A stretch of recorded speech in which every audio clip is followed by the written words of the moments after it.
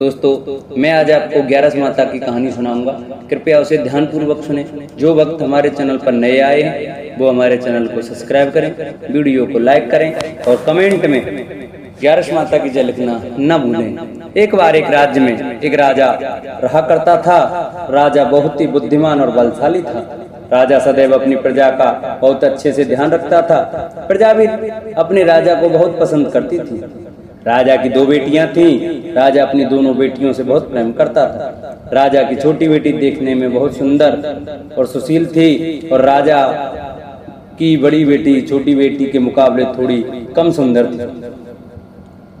राजा भी अपनी छोटी बेटी को बड़ी बेटी से अधिक प्रेम करता था, जिस कारण राजा की बड़ी बेटी को अपनी छोटी बहन से बहुत नफरत होने लगी। राजा की दोनों बेटियां जब बड़ी हो गईं, तब एक पड़ोस राज्य में रहने वाला राजकुमार राजा की बड़ी बेटी के लिए रिश्ता लेकर आया। लेकिन जैसे ही उस राजकुमार की नजर राजा की छोटी बेटी पर पड़ी, तो वह राजकुमार राजा की छोटी बेटी पर आकर्षण हो गया और उससे पहली नजर में प्रेम कर बैठा।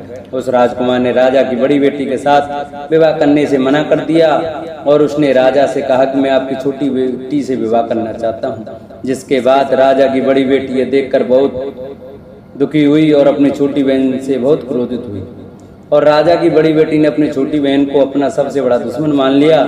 राजा की बड़ी बेटी ने अपनी छोटी बहन से बदला लेने का निर्णय लिया, जिसके लिए उसने अपनी छोटी बहन को जान के से मारने का प्लान बनाया। राजा की बड़ी बेटी ने अपनी छोटी बहन को मारने के लिए सबसे पहले एक लड्डू में जहर मिलाकर अपनी छोटी बहन को दे दिया और उसको लड्डू खाने के लिए कहा। लेकिन लड्डू खाने के बाद भी छोटी बहन को कुछ नहीं हुआ। बड़ी बहन ये देखकर बहुत आश्चर्यचकित हो गई, लेकिन बड़ी बहन ने हार नहीं मानी और उसने जब रात में छोटी बहन अपने कमरे में सो रही थी, तब एक मटके में सांप रखकर उसे कमरे में छोड़ दिया। लेकिन सांप भी छोटी बहन का कुछ नहीं कर पाया। जिसके बाद बड़ी बहन ने अपनी छोटी बहन से कहा कि चलो हम लोग कुएं में से पानी भरकर लाते हैं, जिसके लिए वे अपनी छोटी बहन को पानी भरने के बहाने कुएं पर ले गई और उसने अपनी छोटी बहन को कुएं में धक्का दे दिया। लेकिन छोटी बहन को तब भी कुछ नहीं हुआ, क्योंकि हर बार 11 माता उसकी रक्षा कर रही थी। और उधर बड़ी बहन अपने सारे प्रयासों के बाद अब असफल हो रही थी, जिससे वह बहुत क्रोधित होती जा रही थी। फिर उसने अपनी बेटी छोटी के बहन के पास जाकर उसने खुद ही पूछा कि मेरी छोटी बहन, तुमको पता है भगवान ने सबकी मृत्यु एक निश्चित समय पर लिखी हुई है और कैसे तुम्हारी मृत्यु होगी, क्या यह तुम जानती हो? तब छोटी बहन ने अपनी बड़ी बहन को बताया कि हाँ, मैं तो जानती हूँ मेरी मृत्यु कैसे होगी। छोटी बहन से यह सुनकर बड़ी बहन मन ही मन बहुत प्रसन्न होने लगी और उसने अपनी छोटी बहन से कहा कि तो मुझे अपनी मृत्यु का राज बताओ। छोटी बहन ने अपनी बड़ी बहन से कहा कि मेरी मृत्यु तो एक तोते में है, जो तोते के गले में एक हार है, उससे मेरी मृत्यु होगी। जब तक कोई भी व्यक्ति तोते को मारकर वह हार अपने गले में पहनेगा तो मैं मूर्छित हो जाऊंगी और जैसे ही उस हार को अपने गले से उतारेगा तो मैं वापस से जीवित हो जाऊंगी। अपनी छोटी बहन की मृत्यु का राज जानकर बड़ी बहन बहुत ही खुश हो गई और उसने अपनी छोटी बहन को मारने के लिए उसके पालतू तोते को ढूंढना शुरू कर दिया। और छोटी बहन को इस बात का आभास हो गया कि कोई उसकी जान लेना चाहता है, जिसके लिए वे अपने पिताजी के पास गई और उसने अपने पिताजी से कहा, पिताजी मेरी मृत्यु के बाद आप मुझे जलाइएगा मत, बल्कि आप मुझे अपनी पुरानी वाली हवेली में एक पलंग में लटा कर छोड़ दीजिएगा। अपनी छोटी लड़की की यह बात सुनकर राजा बहुत आश्चर्यचकित हो गए। राजा ने अपनी छोटी बेटी से पूछा, बेटी तुम या कह रही हो? तब राजा की छोटी बेटी ने बताया, पिताजी समय किसी के लिए नहीं रुका है, कब क्या हो जाए किसी को कुछ पता नहीं है। और फिर राजा ने अपनी छोटी बेटी से कहा कि तुम ऐसी बातें क्यों कर रही हो? 2-3 दिन में तो तुम्हारा विवाह है। लेकिन छोटी बेटी ने अपने पिताजी को ऐसा करने पर मजबूर कर दिया और उनसे वचन ले लिया।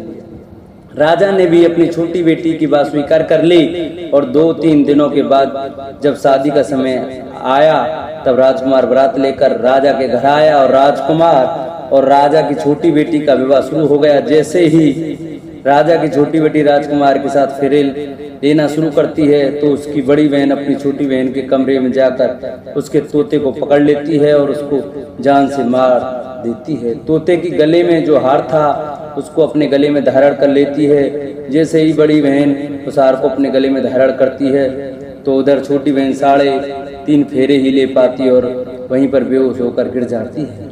जिसके बाद राजा ने बड़े बड़े दर्द हकीमों को बुलाया और अपनी छोटी बेटी का इलाज करने के लिए कहा। राजा की बात सुनकर वैद्य भी छोटी बेटी को जब चेक किया तो राजा को बताया कि आपकी छोटी बेटी न तो जीवित है और न ही मरी हुई है, यह मैं ऐसा पहली बार देख रहा हूँ। राजा ने वैद्य और हकीम को यह बात बाहर बताने से मना कर दिया और उनको कहा कि अगर तुमने यह बात किसी को बताई तो हम तुम्हें फांसी देंगे। राजा ने अपनी छोटी बेटी को पुराने महल में जाकर एक पलंग में लिटा दिया और वहां पर कुछ सैनिकों को तैनात कर दिया। वापस अपने महल पर आ गया। राजा की बड़ी बेटी अपने पिता के साथ आई और कहने लगी, पिताजी अगर यह शादी संपन्न नहीं हुई तो आपकी इज्जत का क्या होगा? आप कहें तो मैं आपकी इज्जत बचाने के लिए राजकुमार से शादी करने के लिए तैयार हूँ।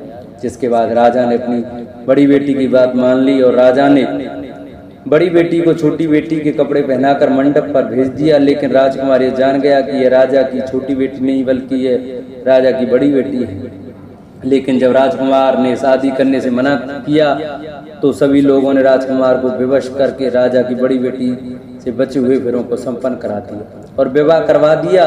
इसके बाद राजकुमार राजा की बड़ी बेटी को अपने महल में ले गया। राजकुमार राजा की बड़ी बेटी से ना तो बात करता था, नहीं उसको पसंद करता था और ना ही उसके आसपास भटकता था। और राजकुमार ने यह फैसला लिया कि वह अपनी प्रेमिका को ढूंढ कर रहेगा और यह जानकर रहेगा कि उसके साथ क्या हुआ है।